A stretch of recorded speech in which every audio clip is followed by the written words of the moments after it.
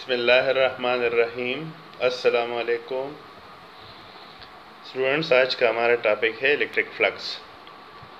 ये सारे टॉपिक्स एक ख़ास तरतीब से हैं, एक ख़ास ऑर्डर में हैं।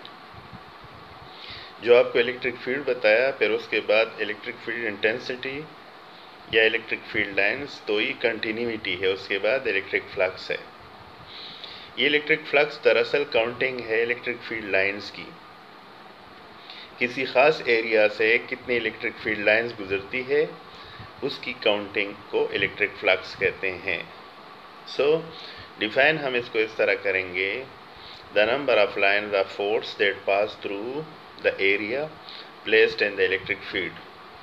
किसी इलेक्ट्रिक फील्ड में कोई ख़ास ऑब्जेक्ट है, उसका ख़ास एरिया होगा, उसके अंदर से जितनी इलेक्ट्रिक फील्ड लाइंस गुजरती है, उसकी पैमाइश को हम इलेक्ट्रिक फ्लक्स कहते हैं। ये जो इसका सिंबल है, ये पाई है, और ये पाई को ई ए लिखा जाता है, यानी ई डॉट ए। आप इस इलेक्ट्रिक फ्लक्स को इस तरह से भी डिफाइन कर सकते हैं, the dot product of electric field intensity and area vector. याद रखो, आपको बताएंगे भी, एरिया तो स्केलर है, लेकिन यहाँ पे इसको एरिया वेक्टर लिया जाता है। चूँकि डॉट प्रोडक्ट है तो इसको ई ए का सी टर्म लिख सकते हैं। एक और बात आपने याद रखनी है कि जब dot product of two vectors हों तो उसका रिजल्ट स्केलर आता है। इसलिए ये जो पाई है या जो इलेक्ट्रिक फ्लक्स है, ये स्केलर क्वांटिटी है, और इसका जो यूनिट है इससे हम लिख सकते हैं, इसका यूनिट न्यूटन पर कूलम है और इसका यूनिट मीटर स्क्वायर है। इसलिए हम ऐसा यूनिट न्यूटन मीटर स्क्वायर पर कूलम लिख सकते हैं। ये न्यूटन मीटर स्क्वायर मल्टीप्लाई में है, कूलम इसकी डिवीजन में है। इसको हम इलेक्ट्रिक फ्लक्स कहते हैं। आगे जाने से पहले आपको एरिया वेक्टर बता दूं। पहले इसको डिफाइन करते हैं। Means area vector is one whose magnitude is equal to the surface area and whose direction is normal to the surface area. यानी ये जो एरिया है इस वक्त, इसको एरिया वेक्टर पढ़ा जाता है और ये वेक्टर क्वांटिटी है। लेकिन आप इसको फाइंड कैसे करेंगे, उसका डायरेक्शन कैसे बताएंगे? यानी इसका जो सरफेस है उसका मालूम करके मैग्नीट्यूड ऑफ द वेक्टर देगा, और इसकी direction normal to the surface है। अब नॉर्मल का क्या मतलब है, आपको मैं एक सरफेस बता देता हूँ। ये देख लें, ये एक एरिया है। अगर आप इस एरिया वेक्टर का मैग्नीट्यूड मालूम करेंगे तो ये पूरा सरफेस इसको करें। लेकिन जो बात डायरेक्शन की होती है, सो डायरेक्शन दरअसल ये है, देखो आप ये कील देख सकते हैं, इसको नॉर्मल टू द सरफेस कहते हैं।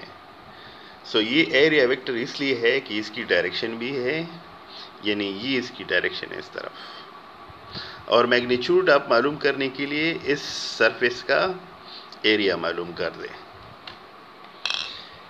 एक छोटा सा एरिया आपको दिखाना है, ये देख लो, एक और है।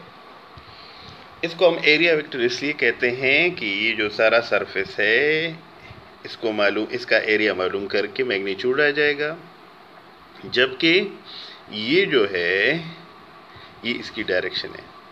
तो इस डायरेक्शन को नॉर्मल टू द सरफेस पढ़ा जाता है। कुछ फिगर से आपको इलेक्ट्रिक फ्लक्स समझा देते हैं। ये एक फिगर देखो, ये इसमें एक कोई ख़ास एरिया है, ये जो है ये वाला, और ये जो रेड एरोज दिखाए गए हैं इलेक्ट्रिक फील्ड लाइंस हैं। इस एरिया से इस फिगर में 4 लाइनें गुजरती हैं इलेक्ट्रिक फील्ड लाइंस। इसलिए हम इसका इलेक्ट्रिक फ्लक्स 4 ले सकते हैं। अगर आप ये देखें, इसमें 1 2 3 4 5 6 इलेक्ट्रिक फील्ड लाइंस गुजरती है। ये जो है direction of this area vector का बता देते हैं। सो इस वक्त अगर आप काउंटिंग करें, चूँकि 5 या 6 लाइंस इससे गुजर रही है, इसलिए इलेक्ट्रिक फ्लक्स इस वक्त 6 है। आपको मैं एक और मिसाल बता देता हूँ। फर्ज करें ये है, देखो ये हमारे पास एक एरिया वेक्टर है, एक ख़ास एरिया है।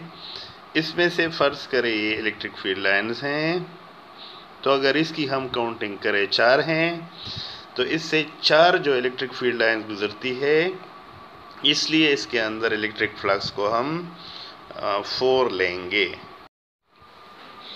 इलेक्ट्रिक फ्लक्स किसी एरिया में से मैक्सिमम भी हो सकता है और मिनिमम भी हो सकता है। ये डिपेंड करता है सिंगल थीटा पे।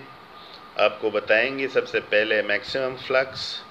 इसका मतलब when the surface is placed perpendicular to E, और इसका मतलब थीटा इज इक्वल टू 0।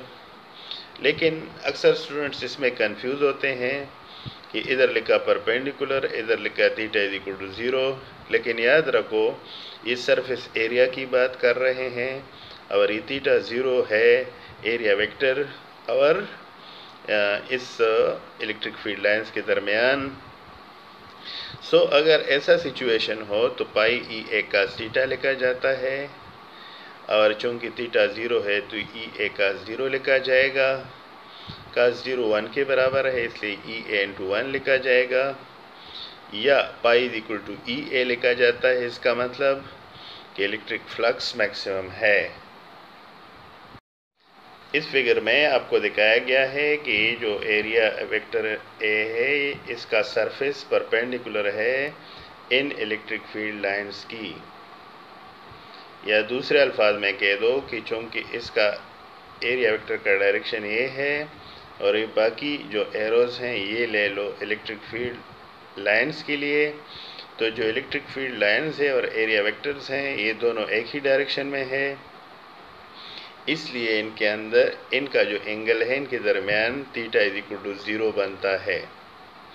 तो हमने तो पढ़ा था कि सरफेस इज परपेंडिकुलर, लेकिन इधर अगर आप कहेंगे तो आप ये ऐसे भी कह सकते हैं कि the direction of area vector and the electric field intensity are parallel, i.e. they are making angle theta is equal to 0 with each other। इस एरिया में आपको दिखाया गया है, फ़र्ज़ करें जो कील है ये वाला कील फ़र्ज़ करें ये एरिया वेक्टर का डायरेक्शन बताता है और ये बाकी इलेक्ट्रिक फील्ड लाइंस की डायरेक्शन बताते हैं। तो एरिया वेक्टर और इलेक्ट्रिक फील्ड लाइंस के दरमियान एंगल 0 है, इसलिए इस वक्त इलेक्ट्रिक फ्लक्स मैक्सिमम होगा। 0 फ्लक्स या minimum flux when the surface is placed parallel to the electric field E। देखो सरफेस पैरेलल है इलेक्ट्रिक फील्ड E की, पैरेलल एक ही डायरेक्शन में होंगे, और लेकिन दरअसल ये सरफेस की बात कर रहे हैं। यहाँ पे angle theta is equal to 90 है, यानी एरिया वेक्टर और इलेक्ट्रिक फील्ड E के दरमियान जो एंगल है 90 डिग्री बनता है। जब हम इलेक्ट्रिक फ्लक्स के फार्मूले में 90 डिग्री एंगल रख देते हैं तो ई ए आ जाएगा, कास थीटा आ जाएगा, या ई ए कास 90, चूँकि कास 90 0 के बराबर है तो ई ए 0 आ जाएगा, और इसका मतलब ई ए मल्टीप्लाई 0 से 0, तो इलेक्ट्रिक फ्लक्स 0। इलेक्ट्रिक फ्लक्स 0 उस वक्त होगा जब surface parallel to the electric field lines होगा। इस फिगर में दिखाया गया है कि जो इलेक्ट्रिक फील्ड लाइंस इस वक्त जो ब्लू कलर से दिखाए गए हैं एरो से, और ये जो ब्लैक एरो वाला एरिया वेक्टर का डायरेक्शन है, मतलब सरफेस तो पैरेलल है इलेक्ट्रिक फील्ड लाइंस की, लेकिन जो एरिया वेक्टर का डायरेक्शन है वो परपेंडिकुलर है, इसलिए हम इन दोनों के दरमियान एंगल यहाँ 90 डिग्री लेते हैं। सो हम theta is equal to 90 degree लेते हैं, यानी हम कह सकते हैं कि जो एरिया वेक्टर ए है और ई है they are perpendicular to each other. Surface parallel इस फिगर में भी दिखाया गया है। ये सरफेस अब ऐसे रखा है, सरफेस पैरेलल है, लेकिन इस एरिया वेक्टर का डायरेक्शन ये है। फर्ज करें ये जो कील हैं ये सारे इलेक्ट्रिक फील्ड लाइन्स हैं, तो ये जो इलेक्ट्रिक फील्ड लाइन्स है यानी ये और ये आपस में 90 डिग्री एंगल बना देते हैं, इसलिए हम थीटा 90 डिग्री लेते हैं। आप ये देख सकते हैं कि ये जो एरिया वेक्टर है ये वाला और ये जो इलेक्ट्रिक फील्ड लाइंस हैं आपस में परपेंडिकुलर है, यानी इनके दरमियान एंगल 90 बनता है, लेकिन इस सरफेस से कोई लाइंस नहीं गुजरती, इसलिए इस वक्त इस सरफेस का इलेक्ट्रिक फ्लक्स 0 है। Electric flux through a close surface. Electric flux के बारे में यहाँ तक हमने जो पढ़ा उसमें सारे फ्लैट सरफेसेस थे और उसमें से नंबर ऑफ लाइंस का गुजरना और उसकी काउंटिंग करना हमने पढ़ा। लेकिन यहाँ क्लोज सरफेस है, इसका मतलब when field is non uniform और द सरफेस इज कर्व्ड। गोल को कह सकते हैं, एक स्ट्रेट होता है, कर्व्ड होता है, इसको कर्व्ड कहते हैं। अगर कर्व्ड सरफेस हो देन और या इलेक्ट्रिक फील्ड नॉन यूनिफॉर्म हो तो उस वक्त हम क्या करेंगे? Then we divide the surface into very small patches. पूरे एरिया को हम छोटे छोटे हिस्सों में तकसीम करते हैं, जिसको हम डेल ए कहते हैं। डेल ए का मतलब डिफरेंशियल एरिया, इसका मतलब वेरी स्मॉल। ये इतना स्मॉल होगा कि यहाँ इलेक्ट्रिक फील्ड ई तकरीबन यूनिफॉर्म होगा, मतलब ये वाली बात नहीं है। तो हम किसी छोटे एरिया के साथ यूनिफॉर्म इलेक्ट्रिक फील्ड लेंगे तो इलेक्ट्रिक फ्लक्स को फिर ऐसे लिखा जाएगा ई डॉट ए, यानी ये किसी एक पेज के अंदर, किसी एक छोटे से एरिया के अंदर इलेक्ट्रिक फ्लक्स ऐसे लिखा जाएगा।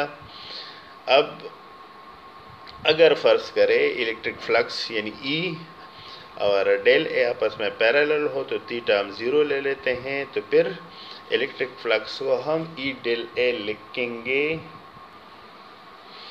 ये आपको कर्व्ड सरफेसेस 2 बताए गए हैं और इसके जो स्पाइक्स हैं यानी इसकी जो कीलें जैसी चीज़ें हैं ये निकली है या जो कांटे निकले हैं, इनको आप इलेक्ट्रिक फील्ड लाइंस की डायरेक्शन ले लेते हैं। तो एक तो सरफेस कर्व्ड है, कर्व्ड यूज आप देख सकते हैं, दिस इज कर्व्ड। इसको यानी एक होता है फ्लैट और एक होता है कर्व्ड। फ्लैट जैसे पेपर है और कर्व्ड ये सरफेस है। और ये जो मैंने आपको इसको छोटे छोटे रंग दिए हैं, यूँ समझो कि ये छोटे छोटे एरियाज है, डेल ए या ये डेल ए या ये डेल ए। ये एरिया इतना छोटा होगा कि इलेक्ट्रिक फील्ड लाइंस यहाँ पे यूनिफॉर्म होगी। तो हम इसके छोटे एरिया के अंदर फ्लक्स, इस छोटे एरिया के अंदर फ्लक्स, इस छोटे एरिया के अंदर फ्लक्स, यानी इन सब छोटी छोटी एरिया के अंदर फ्लक्स मालूम करके फिर हम टोटल फ्लक्स इस फार्मूले से मालूम करेंगे।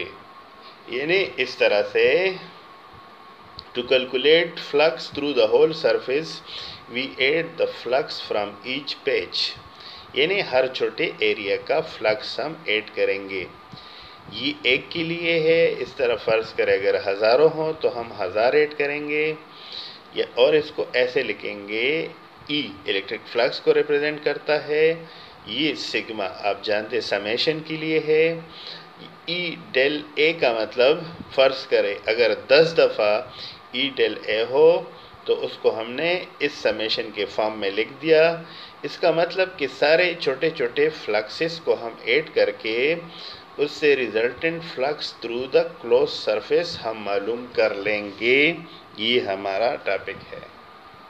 इस फिगर में एक क्लोज सरफेस दिखाया गया है, स्फेरिकल सरफेस है या एक कर्व्ड सरफेस है। हम फर्ज कर लेते हैं कि इसके अंदर एक चार्ज है प्लस।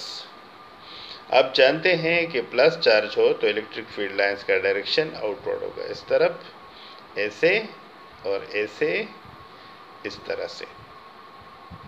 हम इसमें से छोटा सा एरिया लेते हैं, ये इसको हम पेच कहते हैं या डिफरेंशियल एरिया इसको कहते हैं, यानी छोटा सा एरिया। अब यहाँ आप देख सकते हैं कि एरिया वेक्टर और इस इलेक्ट्रिक फील्ड इंटेंसिटी का डायरेक्शन एक ही तरफ है या दोनों पैरेलल है, तो इनके दरमियान एंगल थीटा 0 होगा। तो हम इस एक के लिए फ्लक्स मालूम कर लेंगे जो होगा ई डॉट डेल ए। फिर जब पूरी सरफेस के लिए हमने इलेक्ट्रिक फ्लक्स मालूम करना हुआ तो उसको हम sigma phi is equal to sigma E dot del A लिखेंगे, जो कि इलेक्ट्रिक फ्लक्स होगा थ्रू अ क्लोज सरफेस। किसी भी क्लोज सरफेस के लिए इलेक्ट्रिक फ्लक्स पॉजिटिव भी हो सकता है, नेगेटिव भी हो सकता है, ज़ीरो भी हो सकता है। Electric flux through a close surface will be positive if the number of lines leaving the surface are more than the number of lines entering the surface।